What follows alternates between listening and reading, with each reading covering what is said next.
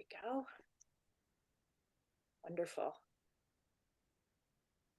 So I really appreciate all of you coming to the launch party for issue 32. Um, my husband texted me and said, good luck. And I was like, I'm so nervous. And he said, you've done this 32 times.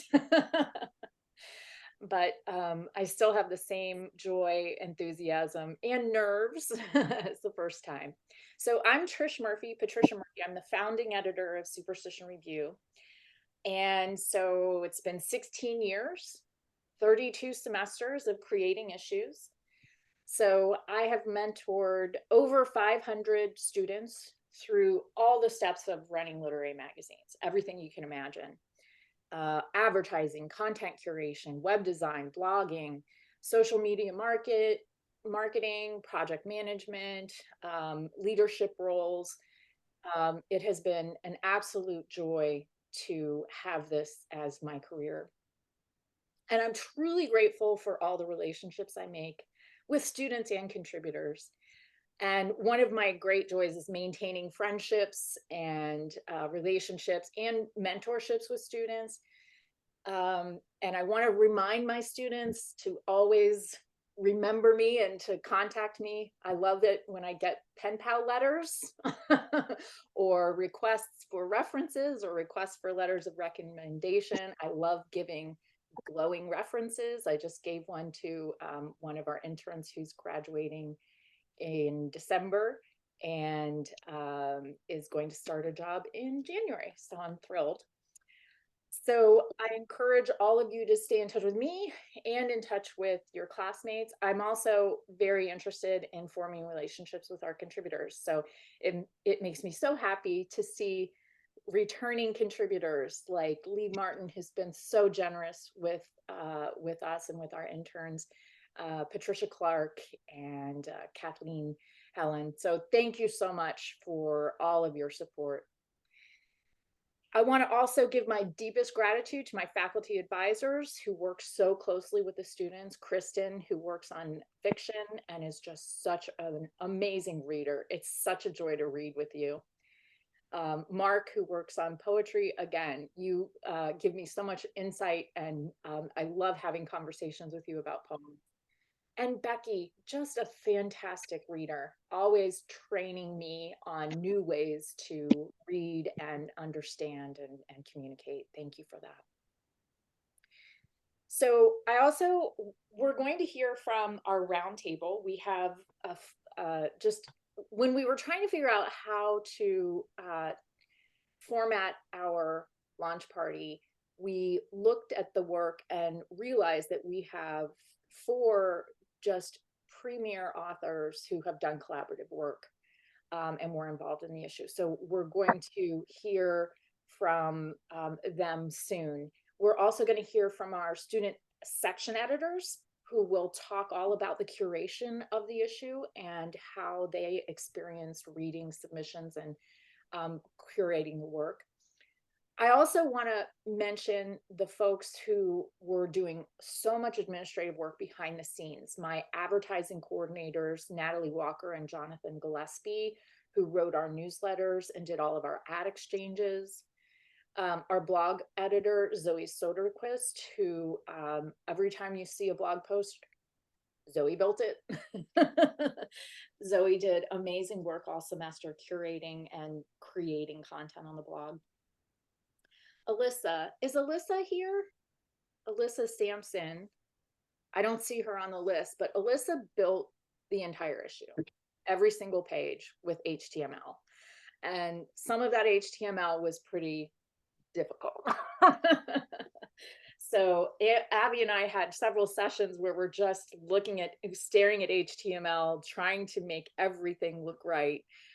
Getting every single space correct, especially in the poems. A lot of times that's near impossible. So I really appreciate all of that careful work.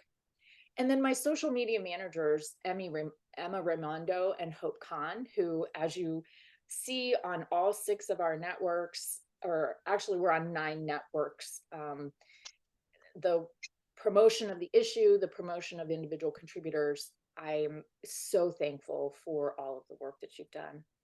So our student editor-in-chief, Rich Duhamel, has done an amazing job in leadership this semester, but also had some health issues. And so our blogger, Zoe Soderquist, who will be student editor-in-chief next semester, has agreed to step in and do the leading of the roundtable. So Zoe, I'll pass it over to you. Thanks, Trish, and good morning, everyone. My name is Zoe. I was the blog editor this semester, and I'd just like to give a quick remark before we go into the roundtable. So I'd first like to thank everyone that made this issue possible. The contributors, Trish, of course, all of the student editors, the trainees, the readers, and multiple friends for joining us all today. Your endless support is what makes it possible for us to continue Superstition Review, allowing us to celebrate the work of talented authors and artists and the tremendous effort of myriad students and our founder, Trish, who make all of these issues possible. So thank you all for coming today and being here and supporting us. I'd like to take a second to thank all of the student editors for the work they've done this semester. I know Trish highlighted the advertising coordinators, Natalie and Jonathan, and then the content coordinators, Alyssa and Emma. And we're also going to hear from some of these folks later, the interview editors, Phoebe and Carolyn, the art editors, Charlize and John, fiction editors, Antonio and Eden, nonfiction editors, Greg and Brian, poetry editors, Ashley and Daniel, and our social media managers, Hope and Emma. Despite juggling several responsibilities, they have all made issue 32 possible through their numerous contributions and our work throughout the semester. And I'd also like to thank our faculty advisors for their guidance this semester. They were always available during difficult hours to help us solve any issues that arose and provided much needed wisdom to us when we were lost.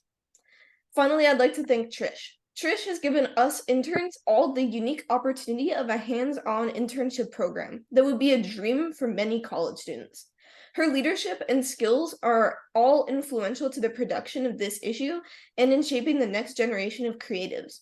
She has always been available to meet and answer any questions, regardless of how pertinent, and always made us feel important and valued. She's an incredible mentor, and her founding of SR has provided us all limitless opportunities for which I am sincerely grateful. So now let's move into our contributor roundtable.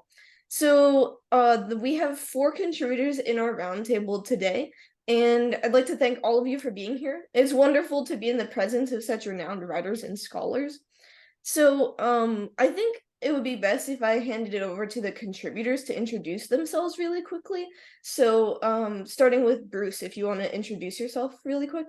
Oh, sure. Yeah, my name's Bruce Bond. I wrote a collaborative book with Dan Beachy-Quick that just came out, Terrapon, and so we did an interview with Superstition Review that I guess it just got edited and published today. I don't know what else to say. I teach at University of North Texas as a retiree at this point, and I also perform music in the area. And I guess naturally it'll go to Dan next. So if you want to introduce yourself. Yeah, I'm Dan Beachy-Quick, and I co-wrote a book with Bruce. Seems like the proper way to follow up. And I think today is actually its official publication date, which is a kind of sweet coincidence. I teach at Colorado State University, though I've somehow fallen into a lot of administrative roles. So I feel like the teaching should probably be in quotes. Though one of my current grad students worked on Superstition Review, Erin Peters. So that feels like a very good thing. And she raves about all of you. And next we'll go to Kim. So if Kim wants to introduce herself.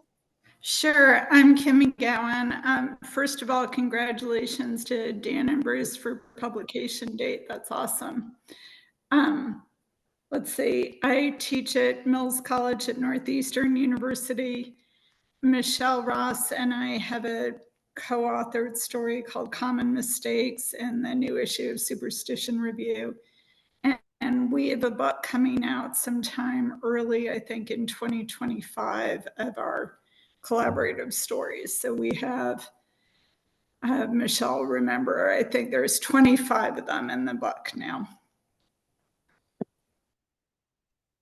And next is Michelle. So if you want to introduce yourself. Sure, I'm Michelle Ross, and yeah, like Kim said, we've been writing collaborative stories together. I think we started in 2016. Does that sound right? We just tried to. 2017. Oh, okay, close. But we just, tried it as an experiment because I had a few friends doing it, and it sounded really interesting. Yeah, I mean, we're not constantly writing collaboratively, but here and there, and we're excited to have a book that we've written together. Thank you. So Yeah, so it's great that we have all of you here. And as you can tell, the theme of the issue is, or this roundtable, is collaboration. So all of those featured in the roundtable are seasoned writers and have each done several collaborative projects. So I'd love to hear about the collaborative process that all of you used in your works. So I think I'll start with the poetry side for Bruce and Dan. So could you, one of you two can start. Could you tell me how both of you came together and some of the benefits of collaboration? Hit it, Dan. Yeah, jump in, Bruce, and I'll follow. I'll follow your Oh, lead. okay. Well, Dan told this story in the interview that I guess when he was out to give a reading, I had mentioned the possibility of doing collaborative work. This was well before the pandemic. But I think collaborative work kind of blew up during the pandemic. And I was surprised when we were then finished with this book and querying presses, how many presses were interested in collaborative work. So I do think it is a genre on the rise. It just so happens that Dan shares interests in a lot of philosophers that I'm interested in, including Emmanuel Levinas. So we started with that as kind of a provisional center of gravity, I suppose, for the book, to engage in this kind of dialogic way of thinking about self and otherness. So the topic itself lent itself to a collaborative project, and many of the elements that structure the book kind of evolved as we went along. And one thing that evolved is the final section is actually one long poem. And that was a lot of fun because Dan was getting very specific and personally narrative. And I felt perfectly comfortable slipping into that persona and pursuing his line of narrative. I would say, by and large, it's a very speculative book, but there are narrative elements to pin it to the world. Do you want to add more? Yeah, I'll put in a little. I mean, here is the book, which fits in the back pocket, which I think is how books should be. Even War and Peace should fit in a back pocket, but you just need a really large pocket or multiple mini versions of that book. But a Levinas epigraph opens it that I think speaks a lot to what Bruce is saying. Language is not enacted within a consciousness. It comes to me from the other and reverberates by putting it in question. And Bruce pulled that from a really large book of Levinas's, but it feels very apt that part of the kind of beautiful quality of what the collaboration was is that Bruce sent me first a 13-line poem that in some ways opened up a space for me to question, to kind of move into a language that isn't exactly merely internally produced, but felt kind of external, that one engaged by response rather than dredging something up from within. And that felt really, to kind of pun off of the title, felt very therapeutic to me, especially during the pandemic, which was so rife with the particular kind of sense of being isolated in oneself. So there was a real kind of gift and life draft. And that third section, I don't think I'd ever have written that or written like that, of kind of moving back into some very personal memories of my own childhood. I just have never been a writer who, I don't know, does that, but somehow Bruce's much more psychologically astute poetry and thinking than mine, like, gave me a kind of courage that I wouldn't have otherwise. That's really cool. And I'd like to talk to you guys a little bit more about Levinas, since that was the start of your collaboration and your shared interest. So, what did both of you like about his philosophy and other philosophies that ultimately influenced your writing? And how did you use philosophy as the base for your poetry? Oh, I guess we can start with Bruce on this too. I get a lot from philosophers, and one thing that's attractive as a poet is that it's oftentimes the mode of discourse is so foreign to poetry. You really are called upon to internalize the material and test it in the dailiness of your experience. And that process of translation, I find very productive. It's a way too of putting philosophy under a kind of pressure. But philosophy for me is just, it's highly synthetic thinking. It's taking a lot of particulars and extracting synthetic judgments from it. And that's related to the activity of poetry. I don't know that there are a lot of different kinds of philosophy. And certainly, I don't see the affinity between, say, analytical philosophy and poetry, but I do see a close relationship between ontology and analytical philosophy and poetry. I do see a close relationship between ontology and poetry, because the kind of thinking that goes on in a poem, it's really hard to talk about. I'd love to write an essay on just what thinking means, but I think of it as a kind of seeing or a kind of elaborate description. I mean, oftentimes the metaphor I use for students is just light. You know, how much light are you bringing into the poem? And it's very important to me that that light moves, that it's not, in other words, we didn't just have this framework for the book, and then there's oh, I get it moment, and then the rest is just a repetition of that organizing concept. I'm interested in poems where ideas unfold progressively, and there's a constant kind of atmosphere of revelation.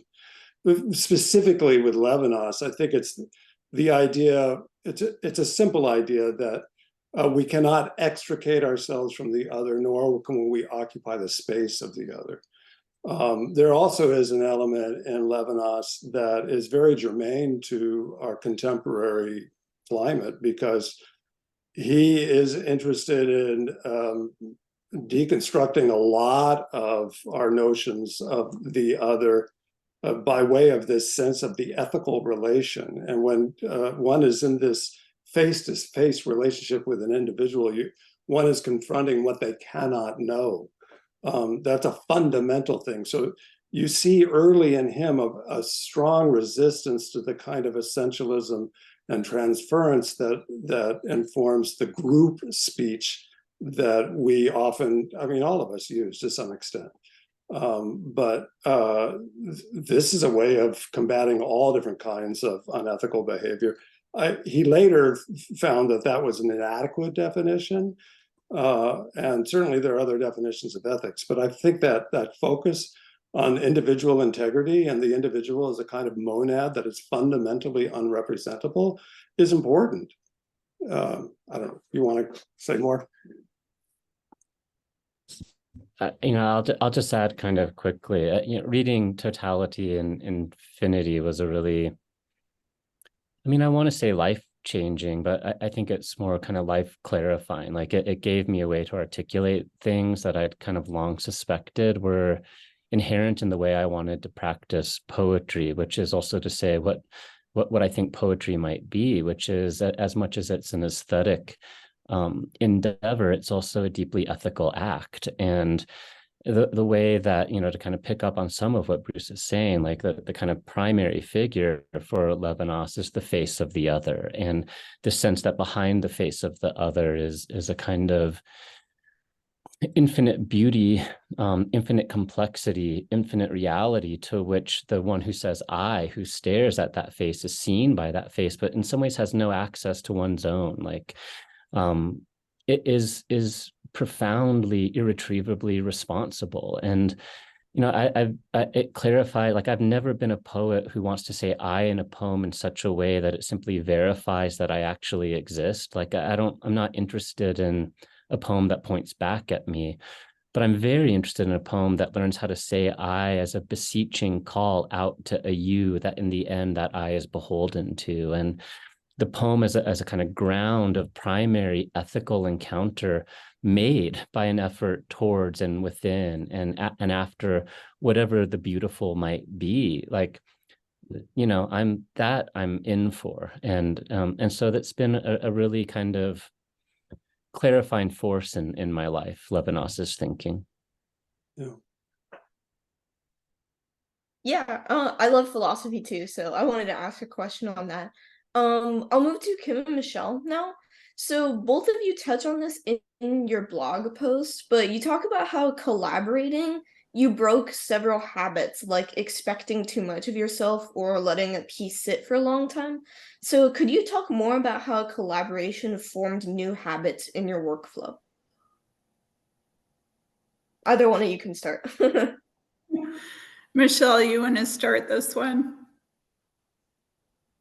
I guess I would say I don't know if it fully, well, it doesn't permanently break those habits, but I think what I do notice when I'm writing collaboratively with Kim, if I start to get stuck, if it's my own piece, I'm going to put it aside or I'm going to go work on something else, but with her, I can just send it on her direction. And then it comes back to me, maybe the very same day or the next day. And then suddenly it's new again. I didn't have to wait, 3 or 4 or 6 months or longer to have that feeling of newness that I would if I were working on the piece myself. So that's kind of the really big thing. But also just I know we've talked about this a lot, but like that we compare it to improv. Not that I've ever actually done improv, but that whole saying yes and you go with it. Sometimes you go with it by pushing back against what the other person has done, but that's also still a kind of yes and you're taking it and you're going with it. You're not going back and deleting what they wrote, and trashing it. You're moving forward somehow, and which is not always easy to do with your own work. Kim? Yeah, no, I agree with all of that. One thing I love about the collaboration is ceding control, because I never know. It's ridiculous to even have a game plan for where a story is going, because I know now Michelle is just going to take it in a different direction. So, so being open to the different curveballs Michelle throws at me. And Michelle touched on this already, but I love how quickly it goes. And we wrote one 8,000 word story that Colorado Review published in 3 weeks, which for me is really fast for a story that long. We've written some stories in a day or two. So it just feels like a much quicker and more efficient and more fun process. I also I feel like writing is lonely, and I like how working with Michelle makes it a joint endeavor. It feels much more obviously communal and companionable. It's fun. So I know we've heard a lot about some of the benefits of collaboration and how it can help in these different areas, but I'd also like to hear about some of the challenges of working with another person and how you overcame that. So I'll open this question to anyone. Anyone can feel free to answer. I mean, I'll say just one thing off the outset is I think you have to select your collaborative partner pretty carefully. Michelle and I had already been each other's first readers for 3 years before we started collaborating, and we knew each other's work really well. So I've heard from other writer friends who've told me about different hurdles they were wrestling with collaborators, that it was more of a fraught process. I don't feel like Michelle and I have ever had a significant disagreement about a story. We might have scrapped a couple. For sure. Yeah, I mean, I mean, we think it's interesting because we are different writers in so many ways. We have different kinds of, subject matter, different styles, but we also really trust each other, and I've never, never do I receive something back from Kim where I go, oh, I mean, I always know she's going to send something that's strong and polished and interesting that I'm going to be able to work with. And so it's so smooth and easy. And even if there's something maybe, occasionally we might make a little tweak, edit each other's lines or something, but in small ways, right? I don't think I don't know. I mean, even that you just said each other's lines is interesting, because I don't feel personally proprietary about, this is my part of the story, this is Michelle's part of the story. I feel, and maybe this is an overstepping thing to say, but I really do feel as comfortable editing a line of Michelle's as I do a line of mine. So I don't feel like there's an ownership of particular parts of the story. Mm-hmm. I think it was easy with Dan. I've done a number of these, actually. I was doing one at the same time with a poet named David Keplinger, and he wanted me to edit his. I overstepped in one case where I over-edited and I felt terrible. At any rate, he forgave me. And I'm doing one now with a poet named Virginia Conchin. The one I'm doing now is probably the one that I'm concerned about in one sense, because Virginia and I are so very different. I think it was Gillian Connolly and talking about our book said she couldn't tell which author was which is great flattery to me, because I think Dan's an amazing author. And yeah, if people want to confuse me with Dan, that's fine. The book I'm doing with Virginia, well, it's gotten into very personal things involving religious sensibility, and she's a Catholic, and I don't know, a mongrel. I'm an Emersonian.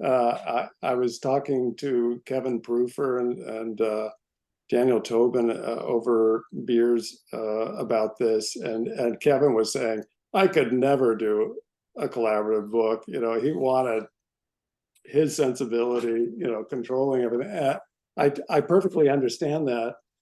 I'm not sure if it's a strength or a weakness that Virginia and I are so stridently different, both stylistically and in terms of our religious sensibility. But I'm willing. I think she's a great poet, and her poems are really, really smart. So maybe that difference will end up being a strength. I don't know, but that I don't know factor is pretty salient when you're doing a collaboration. You kind of have to have all that negative capability that Keith's talked about. Yeah, a collaboration's an intimate kind of activity, and so it's, I think, filled with all the particular dangers any kind of intimate act is filled with.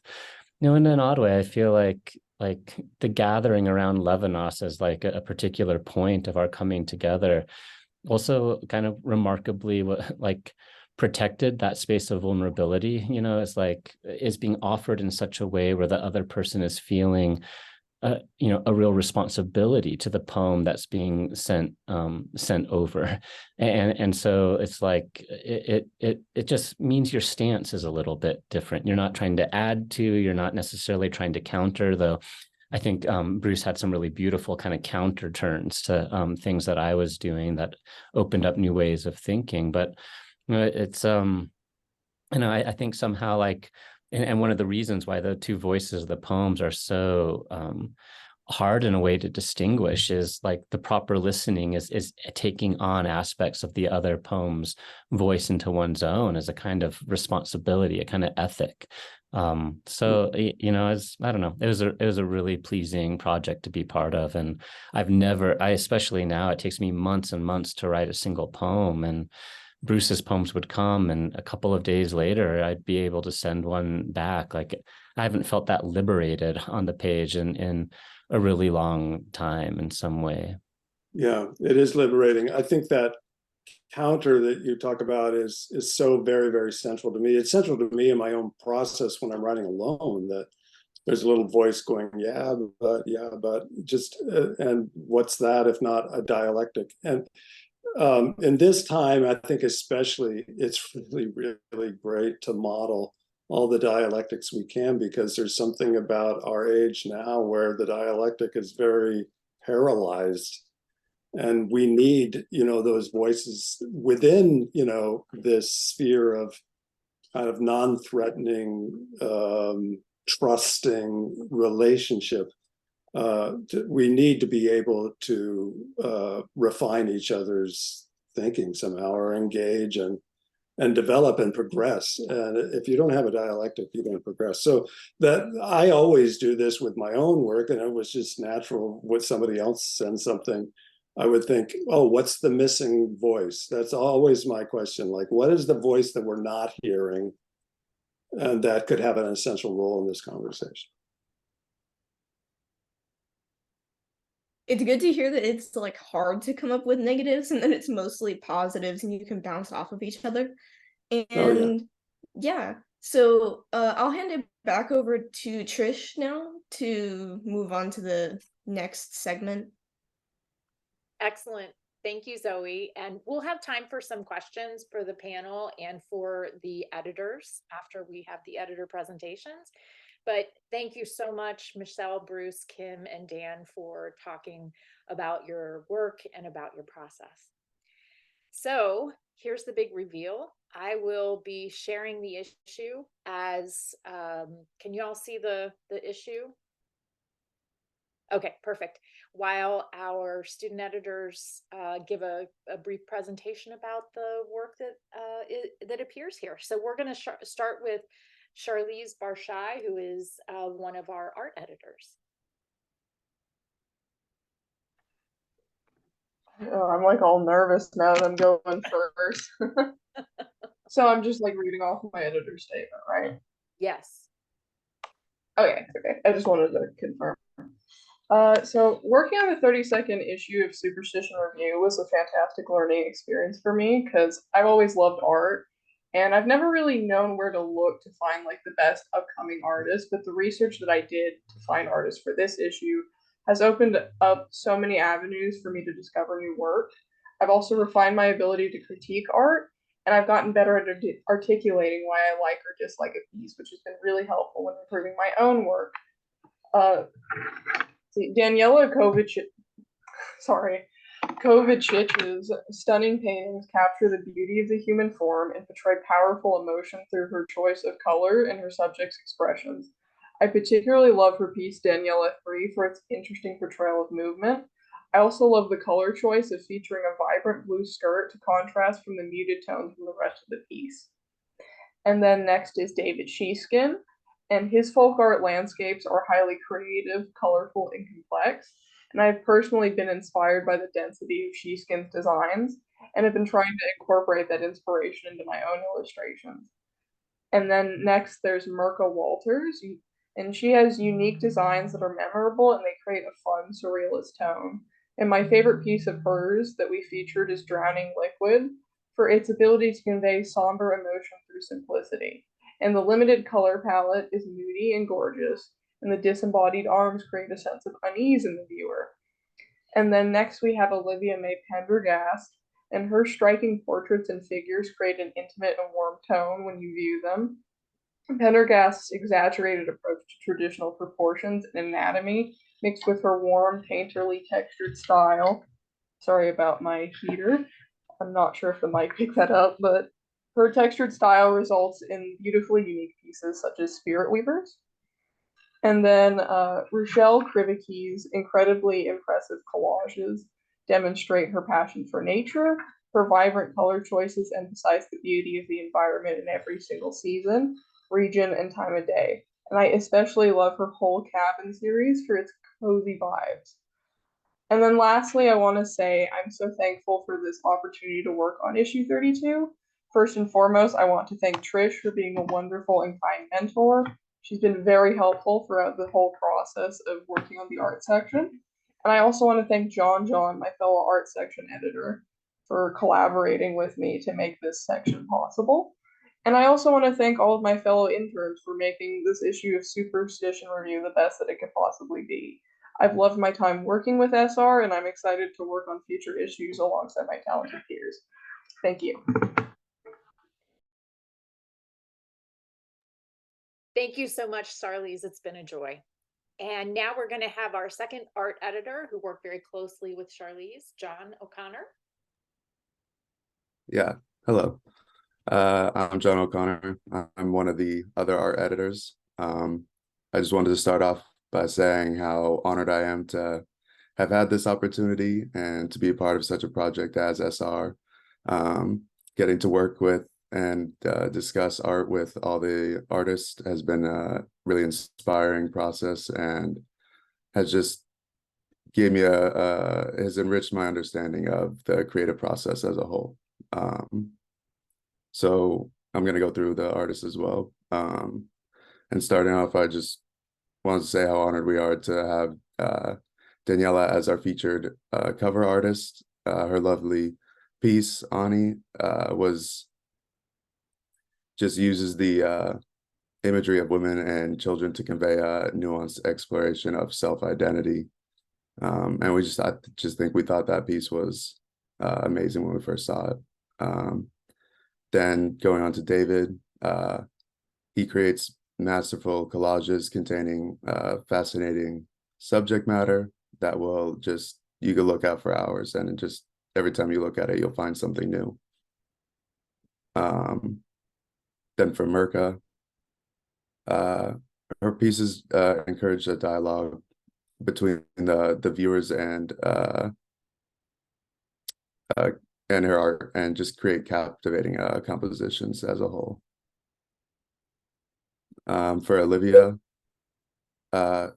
she uses a lot of muted colors and elegant brushstrokes that deliver her audience just her emotions in real time. And yeah.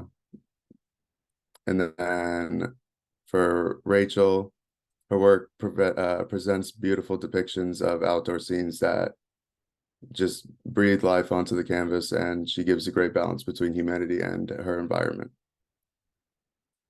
And then I just wanted to say how incredible this experience has been.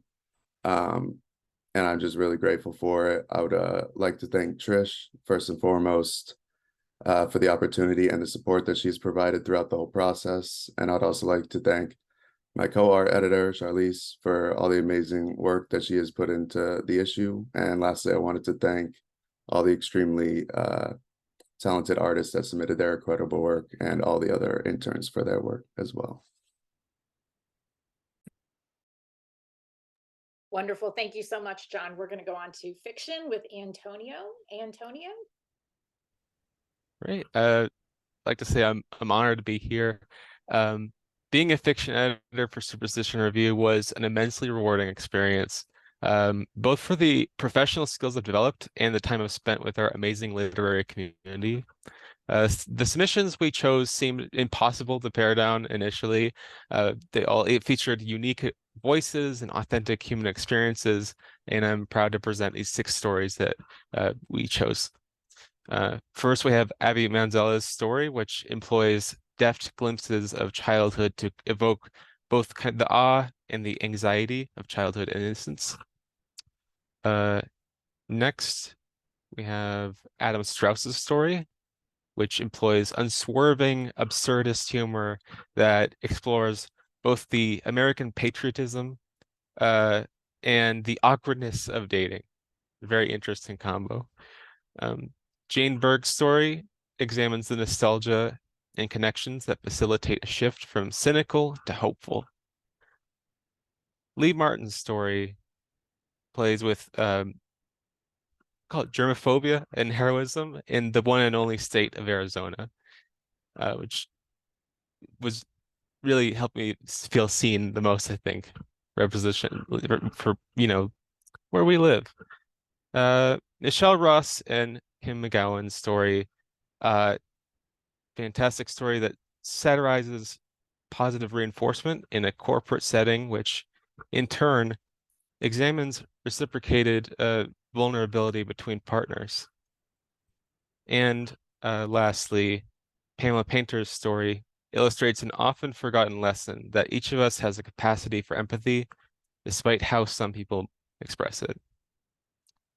And finally, I'd just like to thank the authors who have given us the privilege to feature their work. And the process itself being so difficult, being an editor, fiction is neither easy nor simple to evaluate for content, form, or how it may contribute to our community. So Eden, Kristen, and Trish each provided invaluable insight through the editorial process that both validated and expanded my perspective of the craft. Lovely, Antonio. Thank you so much. And we'll move on to Eden. Hello, everyone. The 109 days I've spent as fiction editor have been a pure delight. Beautiful sentences caught me off guard. I laughed out loud, and I really connected deeply to people that were wholly different from myself in each of these stories. I grew professionally and critically through the internship, expanding my ability to analyze a large volume of stories and articulate my thoughts in discussion with the fiction team. And the work also reminded me why I love stories. I believe they're the most affective way to tell the truth. And that is what these 7 authors have done. In working for Superstition Review and finishing issue 32, I get to put these stories into the hands of others, anyone who will read them. I get to experience the magic of showing someone something I love. Abby Manzella's Water captures the at once focused and distractible experience of being a child, both endearments and dangers. What You Can Do by Adam Strauss tells a surreal narrative driven by satiric humor from the very first line, but undergirded with a longing for connection. Meanwhile, stuck watching women making themselves into little cakes at yet another wedding, the characters of Jane Berg's The Wedding Dancers explore the variety in human character and the reality of going unnoticed. And Lee Martin's Arizona shows love and marriage in all their messiness and wrestles with the question of what it means to start living. 2 authors, Michelle Ross and Kim McGowan, combine humor and frustration to write Common Mistakes, a story about workplace drama and how criticism and observation creep all too surreptitiously into relationships. Finally, Pamela Painter's Giving Away Your Heart spotlights how individuals' compassion can sometimes be hidden by difficult circumstances.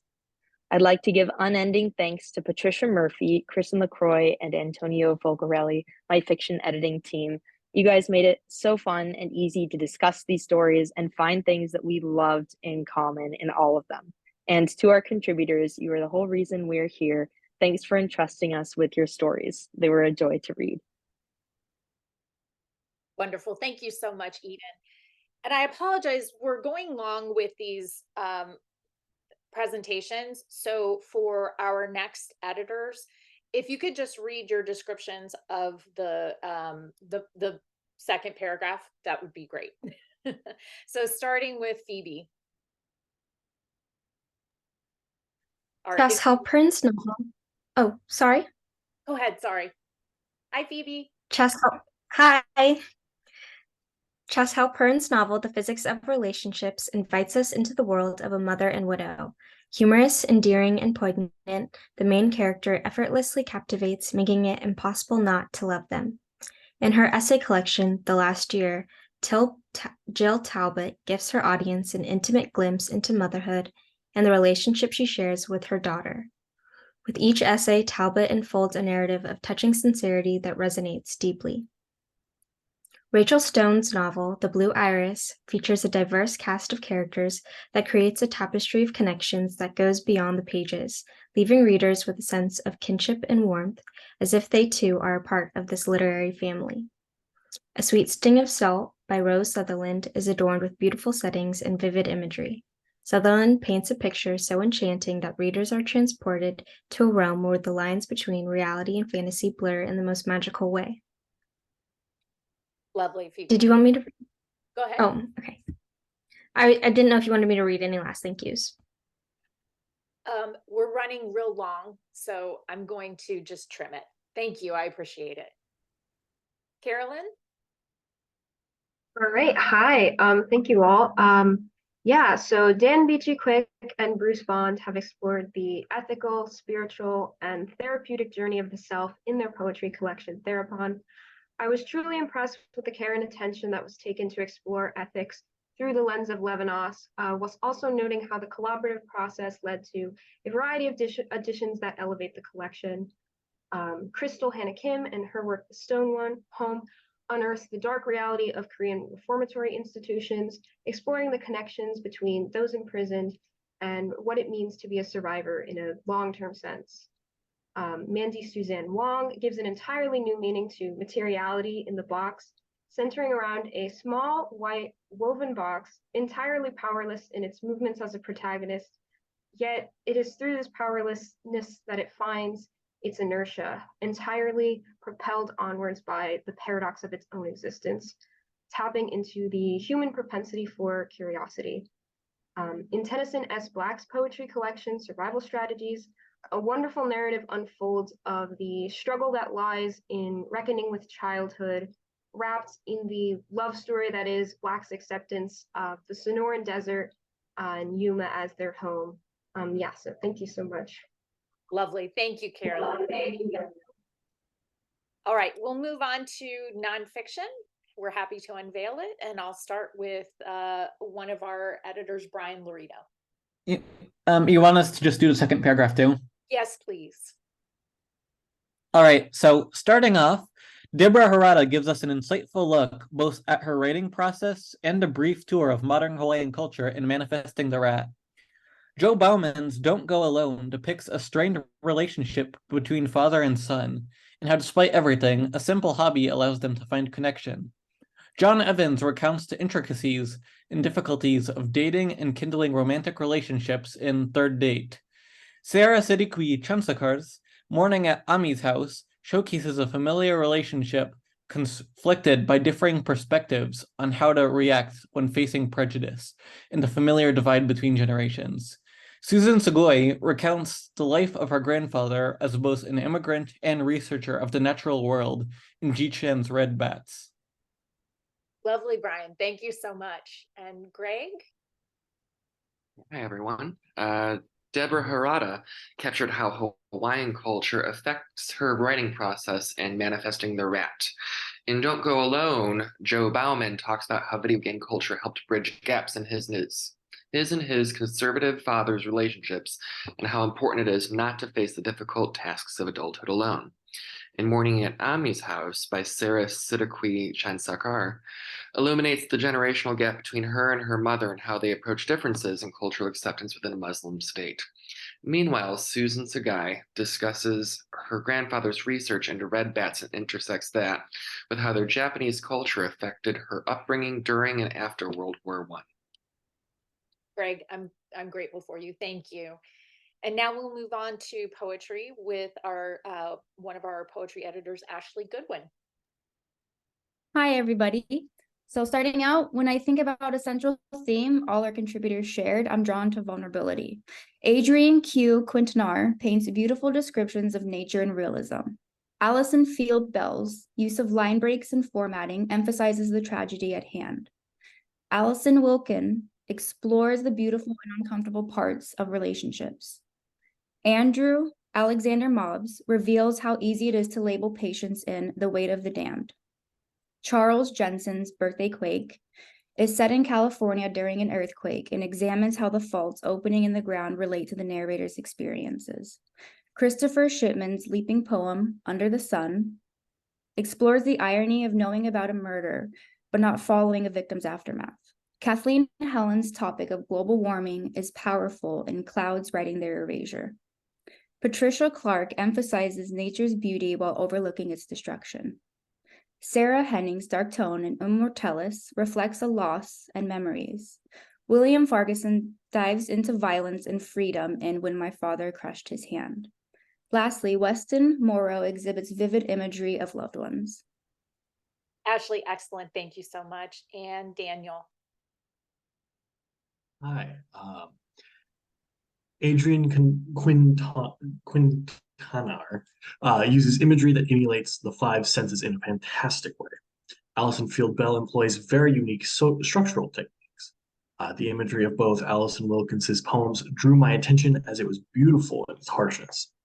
One of the most hard-hitting poems from this issue has to be Weight of the Damned by Andrew Alexander Mobbs, with its heavy topic of mental health institutions and their malpractices. The repeated use of the number 4 in Charles Jensen's Birthday Quake kept it bouncing around in my head for some time. The way that the narrator of Christopher Shipman's poem Under the Sun talks about the murder of their grandmother was outstanding. The structure of clouds riding through erasure is what makes it stand out, but its environmental message of Kathleen's but it is the environmental message of Kathleen Helen's poem that solidifies its place in this issue. Patricia Clark's Char Above the City also had a very unique structure and beautiful descriptions. Sarah Henning's poem Immortalis included heartbreaking descriptions. In The Art of Letting Go by Weston Morrow, the narrator describes their loved ones with language that resembles the way that an artist might paint someone. Lastly, William Parkinson's poem When My Father Crushed His Hand provides a narrator desperate to be rid of their father, and because it lacks both punctuation and capitalization, it feels as though we are peeking into the narrative stream of consciousness. Thank you.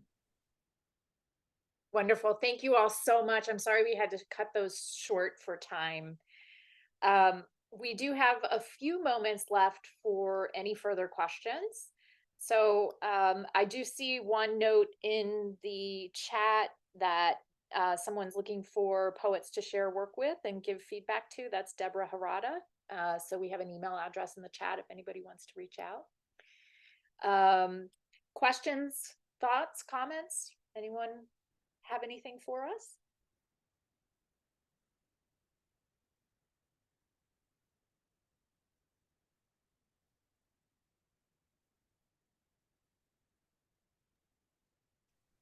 I just wanted to say thank you for the contributors who were part of the roundtable. I enjoyed that so much, and especially the Bruce's, I think, comment about asking what's the missing voice in your writing. That just struck me so much, and is something that I'm gonna take into my own craft.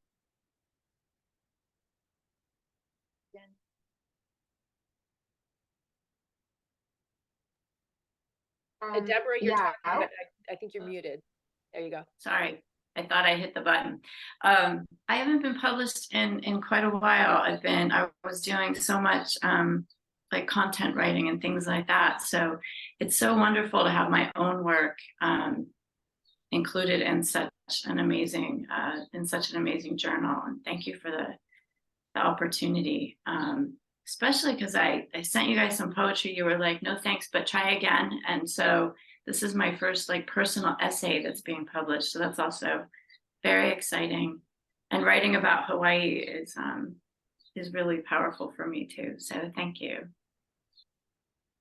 That's wonderful. I'll say also that our faculty advisor in nonfiction lived in Hawaii for quite some time. And so it really resonated.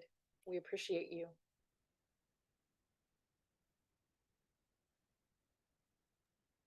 Any final thoughts?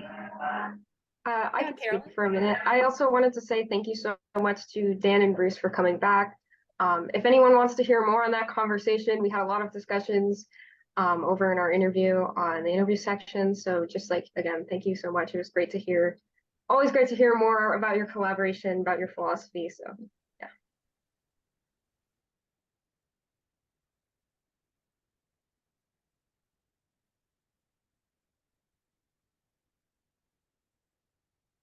All right. Well, thank you so much for coming to the launch of issue 32. I am eternally grateful for all of the work that everyone has done and contributed to make this issue a success. And thank you to our roundtable contributors and to our editors for describing their experiences this semester. I'll stick around for a little while in case anybody wants to ask me any questions, but otherwise, we'll put this recording up on our YouTube channel, and we will be featuring contributor interviews throughout the next 2 weeks on all of our socials. So thanks to those contributors who filled out the interview forms. Thank you all so much. It's such a joy. Thank you for everything. Thank you. Thank you. Aloha, everyone. Thank you. Aloha. That's right. Thank you so much. Thank you.